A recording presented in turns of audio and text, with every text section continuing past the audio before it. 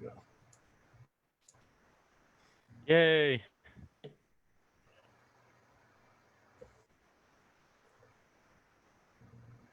Not quite. It's setting up still. It says recording on my end. Yep, says live over here. Yeah, live.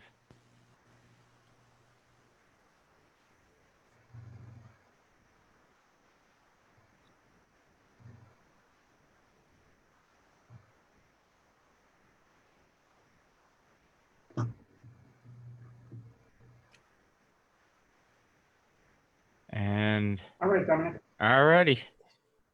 I will go ahead and get started. Sharing.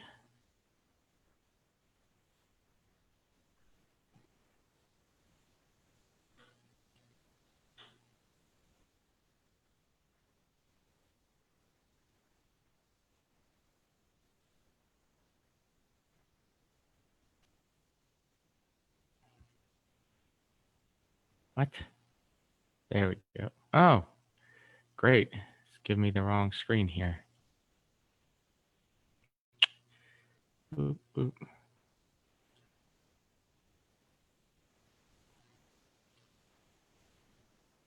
There we go.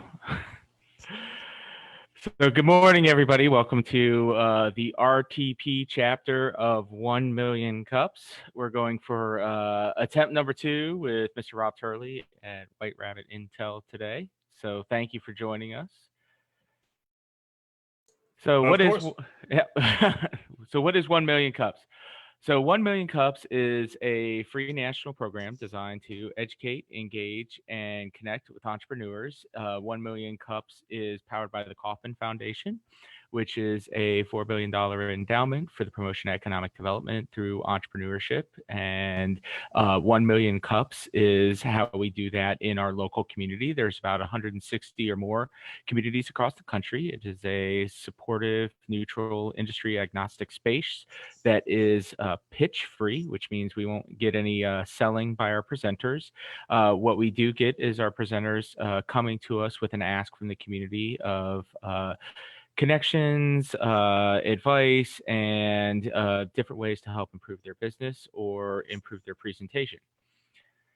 The format is we typically have 1 to 2 startups give a 6-minute presentation followed by 20 minutes of question and answer from the audience. That's in a live format. In our current virtual format, we're doing 1 presenter per week just to make the Q&A session flow a little bit easier and give our presenters more time. And the question that we ask is, what can we as a community do to help our presenter?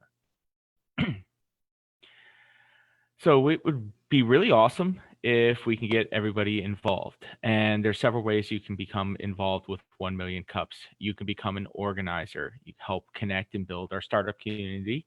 And if you want to know how to become an organizer, you can ask myself, George, David, Terry, any of the organizers who are on the call here, and we would be glad to show you the correct direction to get involved with 1 Million Cups. It's all volunteer. You can apply to present. Very simple process. You visit our website, www.1millioncups.com/RTP, and click the Apply to Present button, and it will take you through the process. And the easiest way to become involved is attend our meetings and provide excellent feedback for our presenters. I'd like to introduce our community organizers. We have Krista Johnson Sotomayor, Tony Holden, and Trish Holden. They are our ambassadors and past lead organizers. We've got William Clote, who is our audio visual man in person. Tracy Ames, who is our intake coordinator. So if you do apply to present, you will be communicating quite a bit with Tracy. We have Mr. David Bates, George Stewart, Terry Conlon are our mentors and coaches for our presenters. We've got Jim Roberts, our man in Wilmington, and myself, who is your host today. I'd also like to thank our community sponsors. As we mentioned in our pre-show, we have Muddy Dog Roasting Company, who provides our coffee for our in-person meetings. NC Idea helps to offset the cost of the coffee. They also are one of the leading startup grant providers in the state of North Carolina. We've got Imperative Product Operations, Global Trading Initiative. American Underground provides our space for our in-person meetings. Mr. Bates's company, Wise Insights, is a sponsor, as well as Uplift Now, So Do IP, and my company, New York Life. Thank you to all of them for helping make 1 Million Cups RTP possible. So today's presenter, as I mentioned before, is White Rabbit Intel, and we have co-founder Rob Turley here today to tell us about White Rabbit, what they do, and how we can help him with his business reach more people and become more successful. So Rob, go ahead and take it away. For sure. Thank you so much. All right, I'm going to stop sharing. You go ahead and put your deck up here. Sounds good to me. Here, all right. Just, get this going. Let me know when that pops up to make sure that it's doing what it's supposed to be doing. We see it. Perfect. It's full screen too, right? Sure is. Perfect. All right, so how you doing? My name is Rob Turley. I'm a co-founder of White Rabbit Intel, CDO and EVP of Partnerships and Strategy. And yeah, let's get started here. So before I start, our ask is going to be based on general direction that we're going, what you think, message clarity, which is super important because it's a new cutting edge technology. So if it's coming across the wrong way or not understandable, please let me know. And some ideas for funding outside of just the usual, if there are any. So we've been looking, and we just decided to start because it's been a pivotal time for us. So the problem is that data is so available, and the data inside of companies is seldom used to its maximum potential. It shows the story of the past and the present, and when interpreted properly, it can predict the future. And it could be used to connect people in new ways like never before. But currently, those type of solutions are expensive or they're elitist, where it's kind of an enterprise-only area. So what our solution is it's an advanced AI technology that's used to connect salespersons to decision makers that have the highest probability of having a positive engagement, to be able to predict acquisition, risk of loss, and any other aspect of attrition or churn, as well as business intelligence insights at the deepest of levels. So our mission is to drive the evolution of B2B, to put it simply. So it's providing accessible and affordable advanced artificial intelligence analytics to all businesses, large or small, so that we can level the playing field and small and medium-sized businesses can finally compete with their enterprise overlord counterparts, right? Make it affordable, make it available, and to commoditize it. So what we use is artificial intelligence. That is what we've engineered. And what it does is business intelligence with predictive analytics and data science, lots of it. And to put it simply, it's commoditized Fortune 50 level insight. So it's available for everybody. Use the maximum potential of what your company already has available and what is out there, no matter where it may come from. So to touch on the software, this is the customer insight engine part of things. I'm not going to regale you with all the details here 100%, but this gives you an idea of how it works. We look at win-loss data, we look at business data, transactional data, all the historic data. We enrich it and enhance it from thousands of GDPR compliant sources to create an aggregate in the form of a target market profile, better known as an ICP, or an ideal customer persona, as well as a target demographic profile.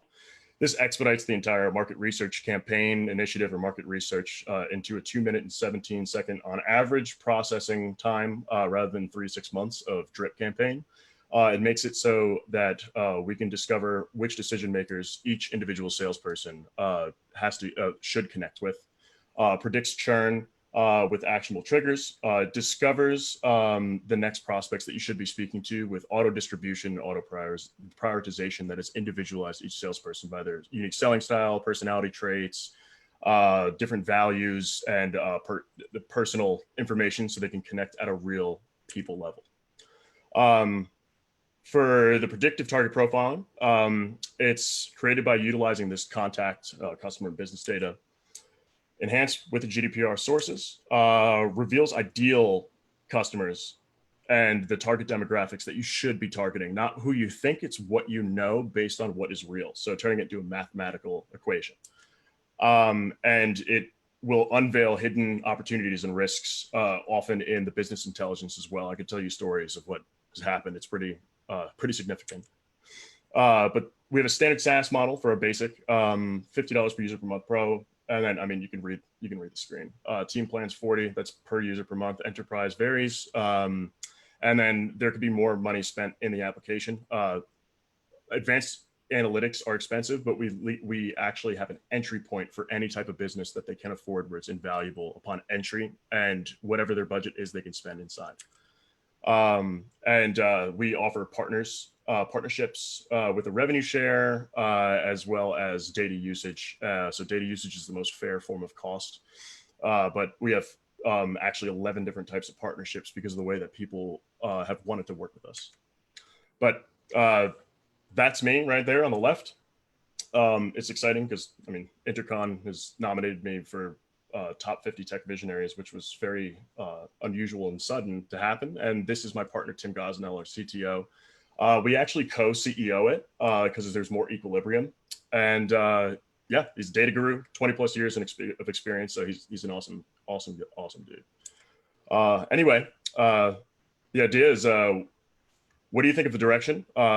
Again, that's with, we're doing a standalone platform release because of the impact from the direct market, the private sector that has been asking for it. How is the message clarity of what we're doing and what we're doing it for? And any ideas of funding outside of the usual that could potentially impact our business in a better way than the usual methods would be. But anyway, yeah, thank you so much. And I appreciate you listening. All right. Thanks, Rob. Appreciate that. And George, do you have the slide? Okay, excellent. So this is how we do the Q&A in the virtual area is you ping George, let him know that you have a question. He will put you in the queue in order that the questions come in. And then he will let you know that you're next. Go ahead and unmute yourself. And if you're decent, turn your camera on so that you can ask a question, and Rob will provide feedback. So we'll do that, and we will do the same format later on for community announcements. So be thinking of those as well if you have any announcements you'd like to make to the 1 Million Cups community. So go ahead, George, if you want to go take it away with our questions.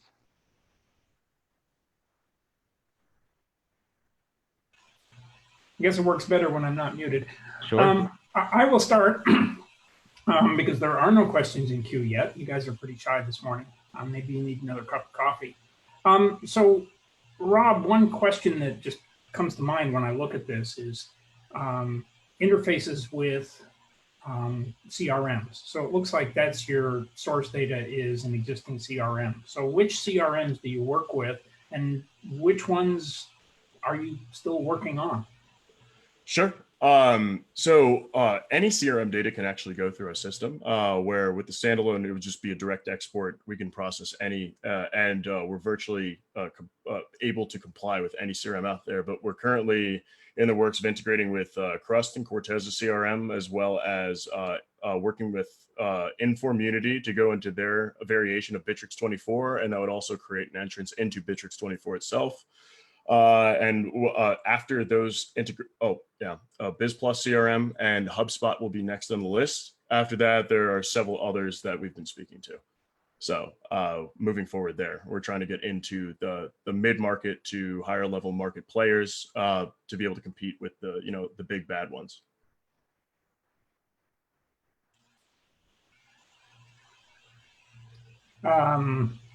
So what happens if I'm on a CRM that you don't cover? Are you, am I just out of luck? Oh, no. So these would be partnership relationships where it's integrated into the technology as either an add-in or a native integration. Though whichever CRM you use, the standalone platform that is going to be in early access, I think in a month and a half, 2 months-ish, that will be able to support any type of CRM export. So it doesn't matter which one. Our system's able to understand the data as it comes. Okay. Dominic, I think you have a question.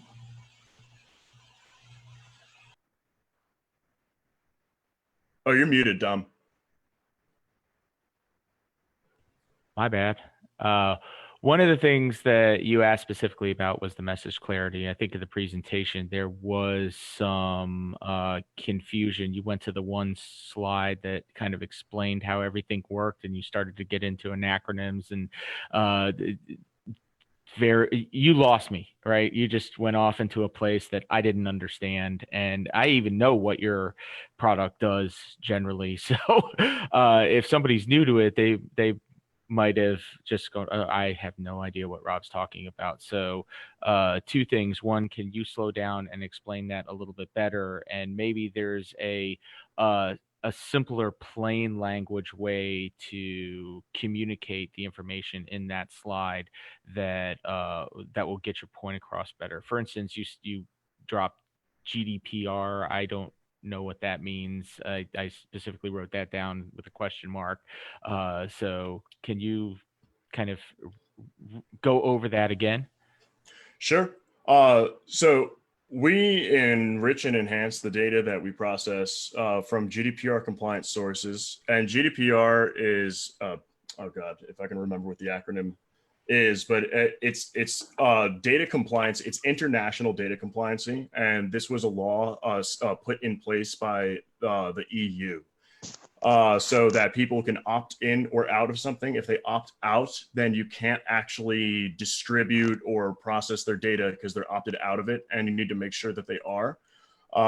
Is that the EU law? Yes, that is the EU law, and it's something that we Okay. should all follow if we're doing international business. So this is very important to our partners, but whether it's important to the people who use the platform or direct clients, it varies depending on how they do business. Because in the US, unless you're in California, it's not too relevant unless you're doing international business. Yes, David, that's exactly right. Yeah, California is implemented. They already passed that. It's called like the oh geez, it's like a 3-letter acronym that they're doing, but it's pretty much just like GDPR, except with California citizens. So again, kind of go back to like, how does it work? What do you do? What you pull data that creates what? Sure. I often get too detail oriented. That's why I tried skimming it a bit. So from these sources, which are, I mean, it's part of the secret sauce, which sources we use and all that. It's so that we can pull data where if a company doesn't have enough data on the company, it shouldn't matter. Where that affects how we can predict who you're going to do business with, what these people are like to match salesperson to decision makers. You need a lot of data in a data set to get these accurate results. So often companies don't have enough information on the people in their CRM or their ERP or whatever flavor they use, right? And so to get these types of results, you need to enrich the data. You need to enhance it because there's just simply not enough to find out anything that's meaningful, to be able to connect things that usually can't be connected. So we have to fill in the blanks.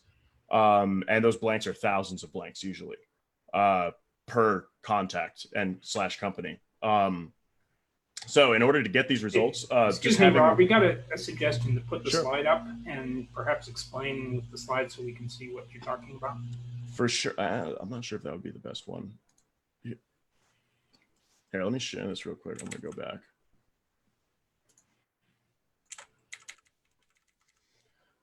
So I want to bring this up. Now we need to look. That's the slide that I was referring to when I got confused. For sure. I was actually going to cut this out because it's a bit technical in the sense of, so this section right here, let me turn it. Is there a laser pointer I can kind of do in here?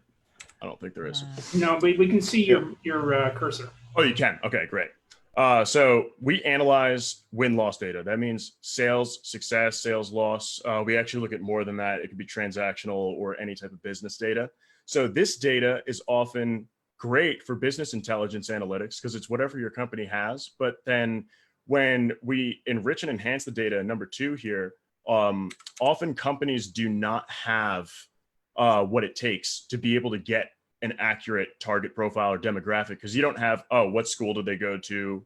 What are they interested in? What values do they have? How do they use the internet? What do they post on social media? Like all these different factors. There's no way to track all of that. And companies, all they care about is what's their name, what's their phone number, what's their email, what's their title, what region are they in? Is it in my territory?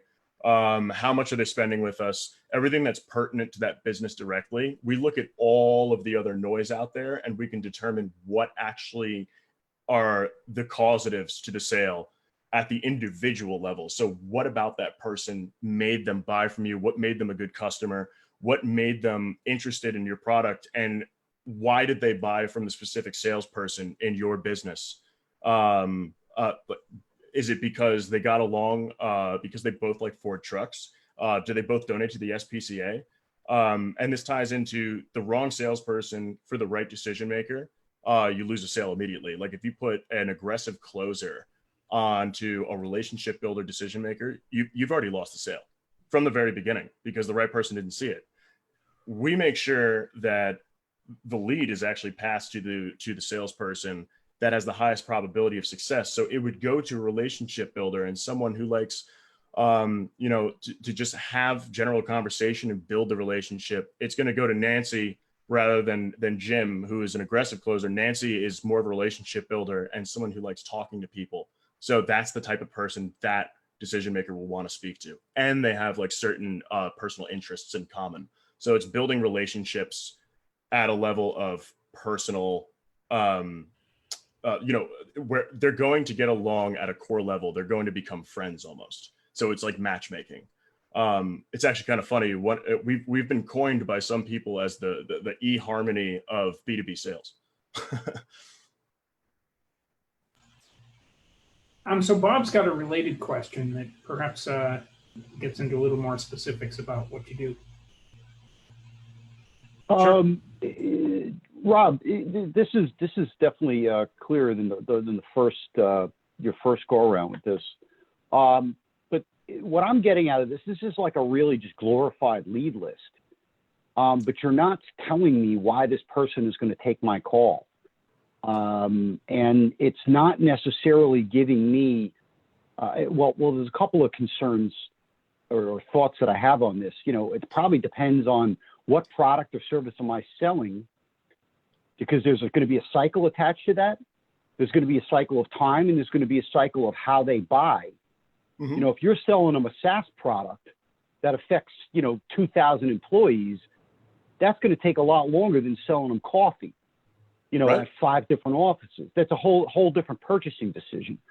And one might be more susceptible to the relationship versus, it's very rare you're going to cold call somebody and sell them 2,000, they're going to change over a software, for a whole company. So to me, it just seems like, how can some of the data you're analyzing also take weight, if you would, some of these different factors about the audience and what they're listening to, the product they're listening for and the way that they buy them, because everybody's different.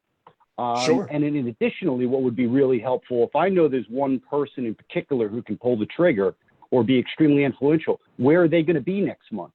Where are they speaking? What conference are they going to be at? What do they go to? What do they attend normally? What do they read normally? I mean, if you start to give me hints like this, that's extremely valuable information, because you know what? I'm booking that plane ticket, COVID or not. I'm getting on the plane and I'm going to go meet that person. I'm going to pull them off stage and I'm going to pitch them. And that's going to be your one shot, most likely, right? But you gave me an intelligent target on, hey, this person's going to be here at this time and this is why they're interested in that. You know what I'm saying?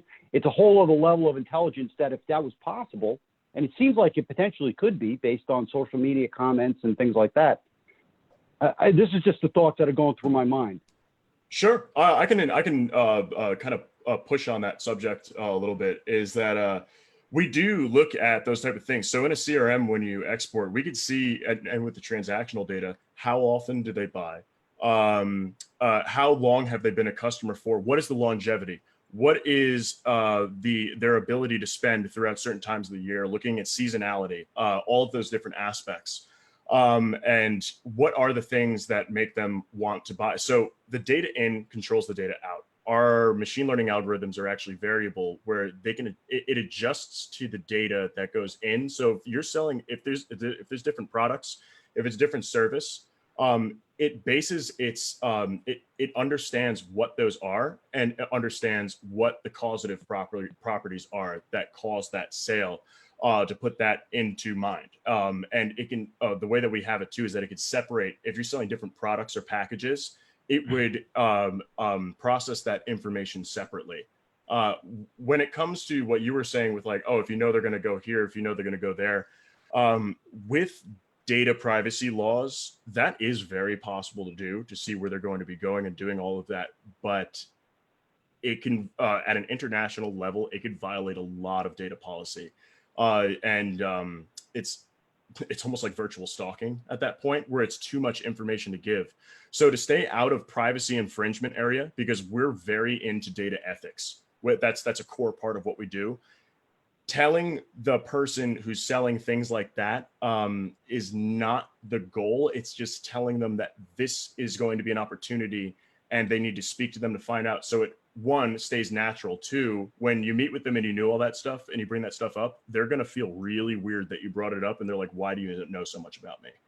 And it's going to feel fake. It's going to feel like it was super targeted. So that natural approach is back to the people aspect, that people buy from people, and people buy from people they like, people that they trust, and people that they can relate to. And that natural relationship that's built over time, like you were saying with, a product where 2,000 people are going to adopt it or something like that. It's not just built a one and done. The relationship needs to be made, and it's ensuring that those relationships can be made and the right people are speaking to the proper other people to try to cancel out the noise and make the market less commoditized and more specific again, so people can do business properly without getting into the creepy stalker zone. Yeah, Rob, the only good answer. The only one thing, a caveat or response I'd say is I don't know if I agree with the stalking part. I think people want to do business with folks who did their homework. And if somebody did their homework about me, I'm probably going to listen to them more closely than the people who want me to educate them. Right. And that's another so aspect I think too. there's a fine line there. There's a fine line there. Right. Well, I mean, if you know who you're going to talk to, you're going to do your homework on them because it's actually worth your time. So imagine if you, we're not a lead gen company. We don't provide leads. We make sense of the data that you have and make sense of the company decisions, pain points, and everything that you have. So it's processing all of it to make it actionable and pragmatic. When you go to target somebody, I mean, you should expect the salesperson to have done their homework, right? But they have so many leads, let's say a list of 10,000, they're just going to cold call everybody 2.5 minutes per call. Nothing's going to happen. It's quantity over quality with a bunch of quotas and all that nonsense. But what if that list got cut to 200 that are the highest priority, where they're actually going to want to have a conversation? They can spend more time with that person, understanding who they are, and build a better relationship naturally. Yeah, that's where I started. It's a very, very glorified lead. You're really hitting, hey, here are your most likely folks. Go get them. Not everybody's going to be ready to buy either. So you can create an interesting cycle. Because relationships, like you said, are going to take time to build. So no, good stuff. I like to see it in action at some point. For sure. Wait, we can always process data for you and show you. Hey, thanks, Bob. Josh has a question. Hey, Rob.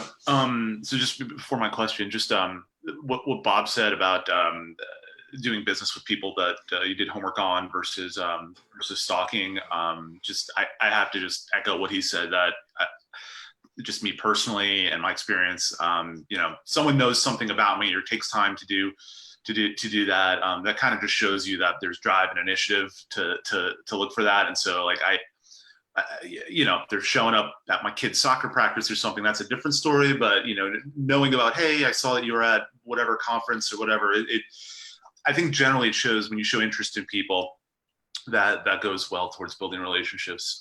So anyway, Bob, I agree with you on that. So that aside, like, so one of your asks was about the messaging for this.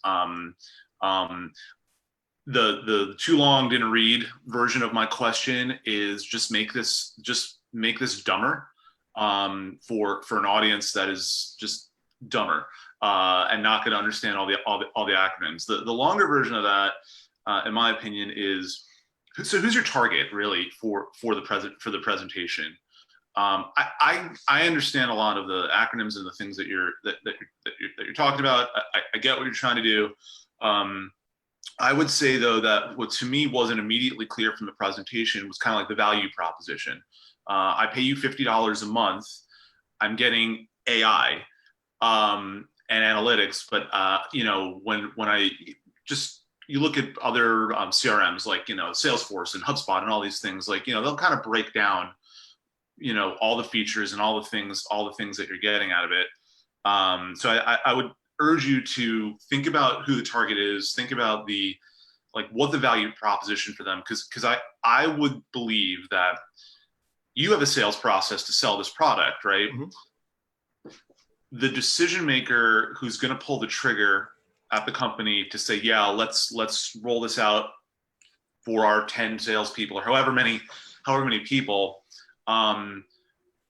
I think a lot of what you said in the first go round is going to be over their head, and the real question is, okay, this is another mouth to feed, but how much money am I going to get out of this, or how much time is this gonna save me? I mean, if you can think of metrics of on average, a CRM gives you 1,000 leads per whatever, and our software whittles it down to 100, with a 92% chance of buying in 3 months, or something along those lines, where if I'm a business owner, I understand what the value proposition is. And like I said, I think that plays towards thinking about, who the audience, and there could be different presentations. Right. Yeah, absolutely. This is not a sales presentation because it's not pitching to sell.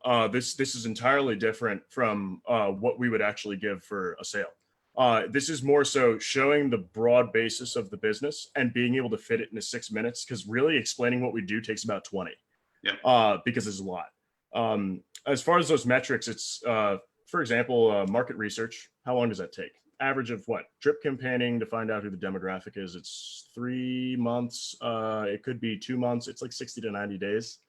The idea is that all the data is there. If you have a decent amount of customer history, we can pretty much get you to that 3 month point, that 60 to 90 day point of effectiveness, without having to spend all that money and wait all that time and try to, it's guess and check, calculated to exactly who buys from you, who it should be in front of in 2 minutes and 17 seconds of processing time.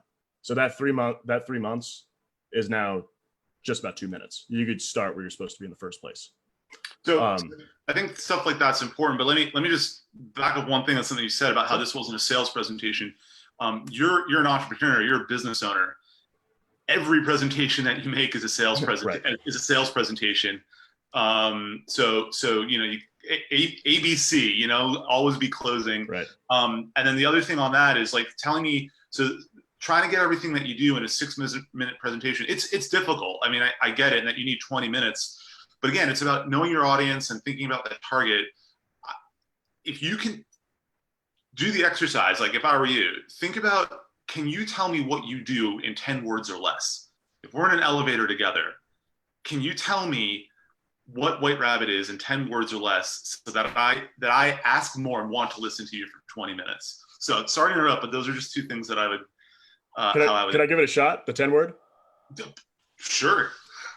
So at a very high level, we're the ultimate B2B matchmaker and data science specialists.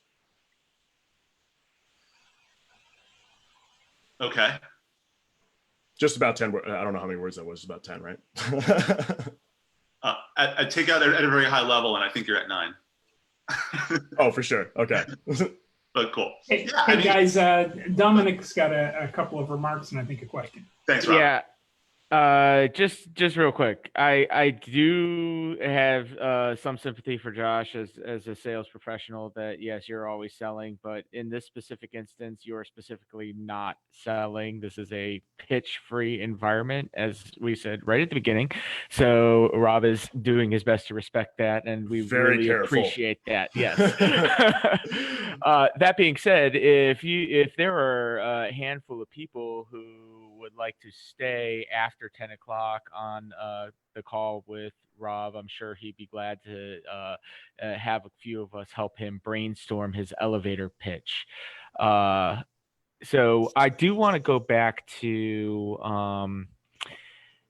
where you were talking about this is not lead gen, right? So you help sift through the leads. So how does that process work? Does a business come to you with, say, maybe a lead list that they bought, or a bunch of people who are connections or prospects that they have in their CRM, and you sort through that? Or do you provide them new, fresh potential connections who are in the similar situation with people who are in their, what you determine is their target market, their target avatar client?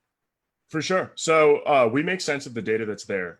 We don't provide leads. As soon as you're in the lead providing space, it's just flooded, it's murky, and it's no one trusts the lead provider. No one. We don't provide leads. We don't give you leads at all. We make sense of the ones that you get. And rather than going to a lead provider where you're paying $150 per lead to find something actually decent, where you're putting in, you may be querying for them like, oh yeah, I need a VP of sales from Fresno, California for a tech company. That's about as deep as people get. It needs to go much deeper than that. It's not, anybody could tell you that the company's a good fit. No one can tell you that the person's a good fit to talk to, because you're going to actually get along with them. But it's providing the leads. Anybody can get contact data anywhere. Whether how much you spend, that's one thing. But the idea is to fit into the processes that are there rather than replace them. There's no reason to recreate the computer. We're really good at making microchips, like that type of idea. So we make the processing better. We make the processes faster. We make them more efficient. And instead of buying $150 leads, why would you ever do that? Just buy the 5-cent ones and then use our platform, use our technology, and make them as valuable as the $150 ones. And it's going to tell you who to contact first and who's a waste of time. The amount of time and money that's saved there. If you do bulk with us, what is it, like 50 cents per deep introspective into each individual prospect and customer. It's like 50 cents rather than paying $150 to find out some stuff that may or may not be true without any type of direction, whether it be a good fit or not. Why not know if you're going to have a good engagement with them and then spend a total of 55 cents because you buy 5-cent leads? We can make it just as effective as any of that, if not better, with prioritization, with direction, with this is right for you or not.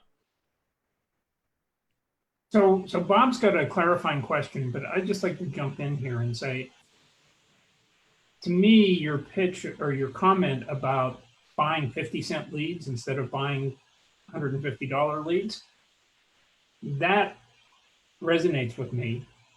The piece, though, that I don't get and I don't believe, and you need to convince me of, is how you can get value out of those 50-cent leads. And I think the problem that I've had listening to your pitch and your answers to the questions is the high level vagueness that we can do everything. We can interface with all the CRMs.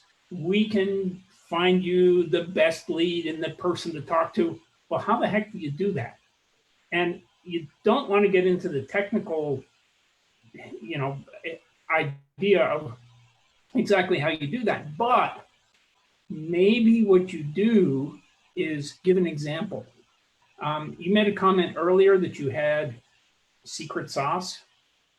And frankly, I'm not sure I believe that. I think you think about it from a customer perspective. If you can give an example to say, well, we mine this database and we find out this information. We mine that database, we find out that information. And that's how we get you the value from those 50-cent leads. We tell you which of the 250-cent leads is the one to go after. Right. So I think if you can get into the specifics of what it is you do, because nobody cares if it's AI or Coca-Cola. That's right. It's really, what is it that you do that gives me value? And Bob does have a question after you respond to that comment. Sure. So with the $150 leads, right? What are you actually paying for it? That's what I'm going to ask you. Versus something that's a 5-cent lead. What are you paying for? I'm not asking you to make the pitch to me. I'm just making. No, I'm asking you because I want to know from your perspective, like why would you buy that over the other? Because I need to understand your thought. That's all why I'm asking. I'm not proposing to buy a lead. I'm just making the comment that. Oh, okay. If you are trying to convince somebody of the value of your service, then I think you can bring it alive with a real live example of what data you collect, where you collect it from, how you put it together, and how you identify that you really need to talk to Mary, not to Bob. Sure. I can get more into that, but that could be a different conversation. Yeah, but I'm just suggesting that, from the comments that I've heard and the questions that I've heard, I think if you could add that to your presentation or somehow incorporate just a little story. That sure. By incorporating a story, you get around the need to explain everything and how it works and show lots of acronyms. Sure. All right, so I'll shut up now and let Bob make his comment and ask his question. Rob, so I've heard you talking here. It sounds like what you're describing is your system is telling me, the seller, which individual in my company will have the best chance at closing that particular sale. Correct. So I think you gotta come out and be a lot stronger than that, because the lead almost doesn't matter. It right. matters. Exactly. But it's just, you're now you're also, what gets interesting here is that, somebody talked about always be closing, all right, and always, but everybody in a company, especially a small business, right? Almost everybody is selling. The principal, the CFO, if there's, you could have, 5 or 6 people in a small company. Everybody actually is always canvassing their relationships, always trying to bring in a piece of business. Truth. So, you could potentially be helping a lot of small businesses refocus their attention on actually who might be a better salesperson than they think they are.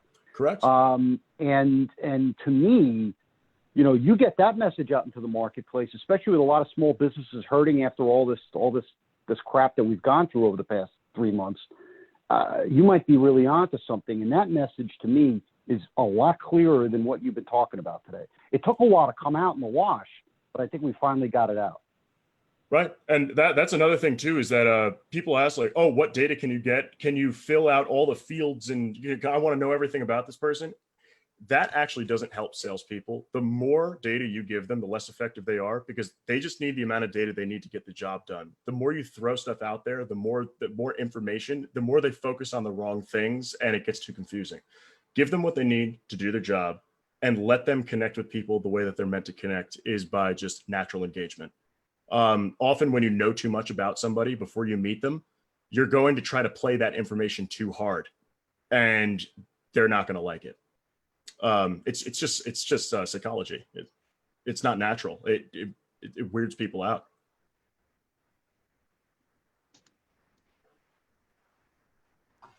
All right, we have time for one last question, and that will be Terry.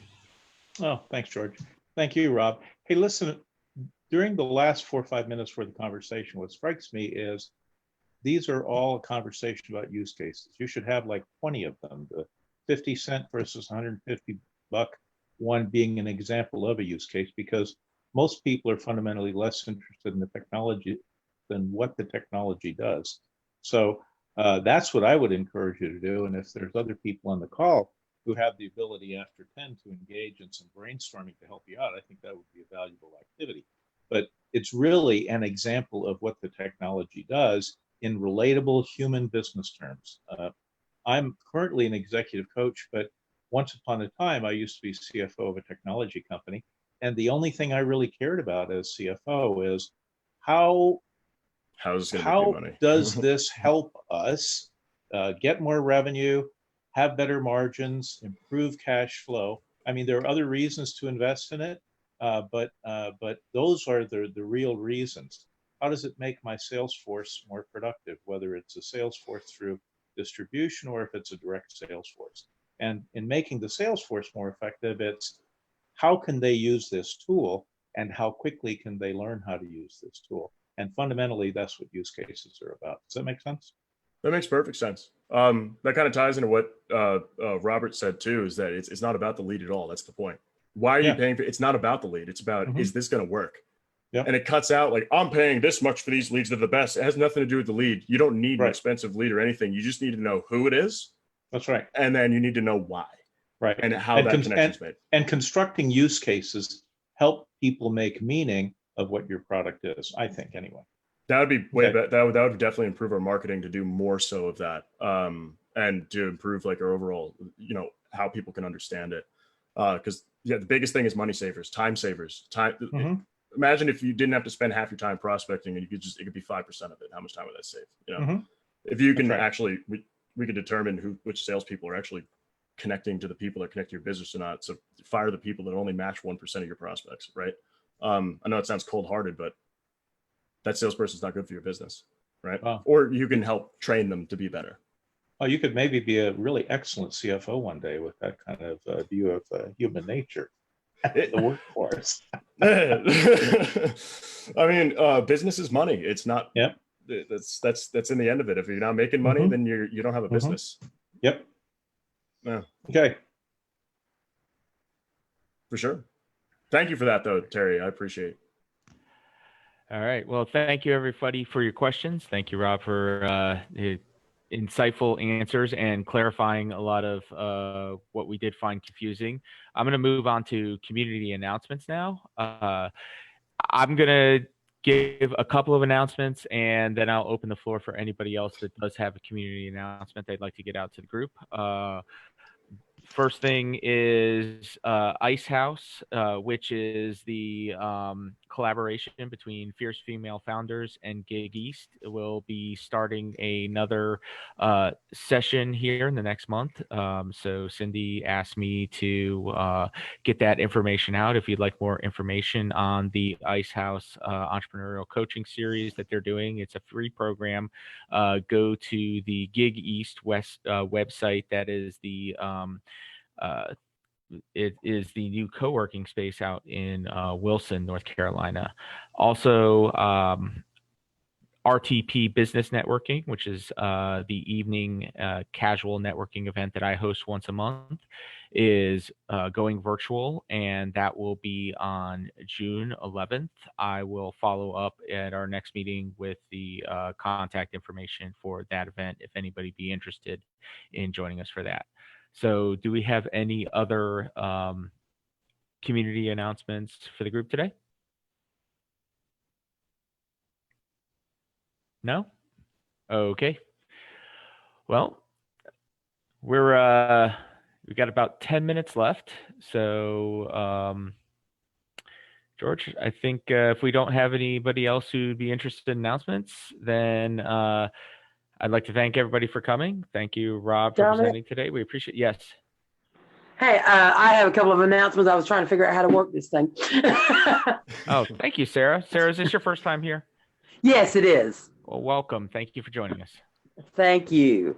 Yeah, I do have, our American Mission is having we have networking on this Thursday evening.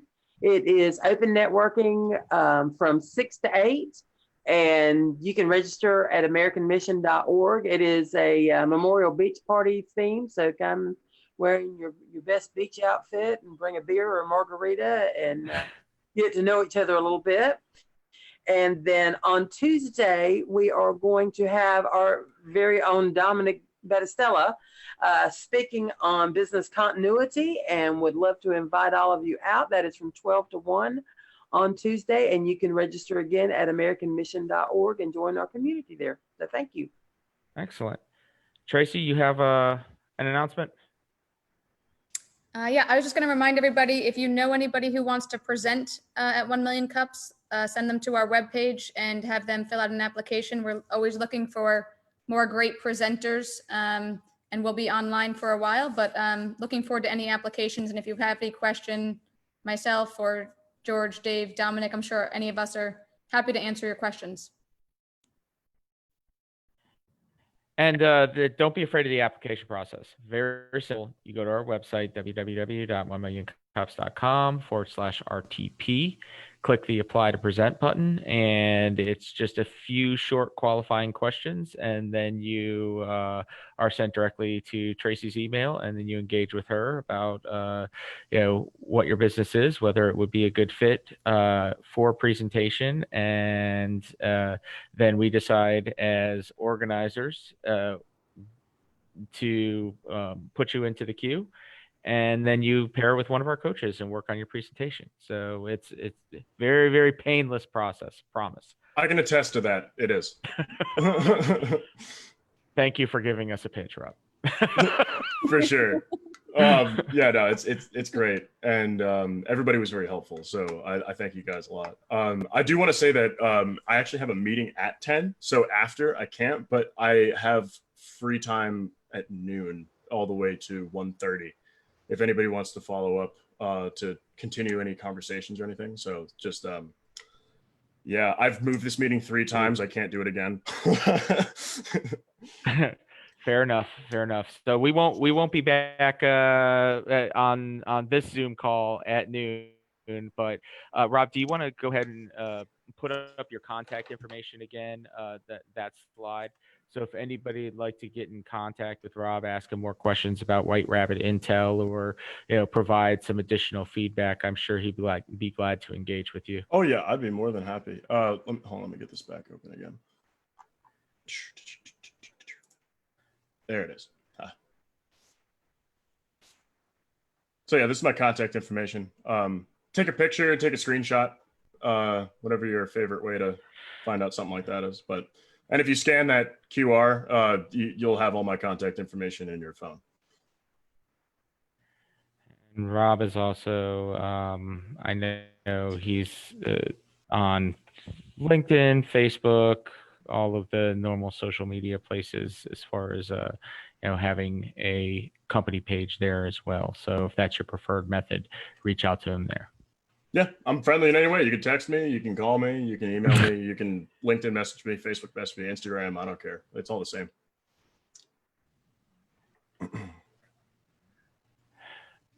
Well, again, we appreciate you all being here.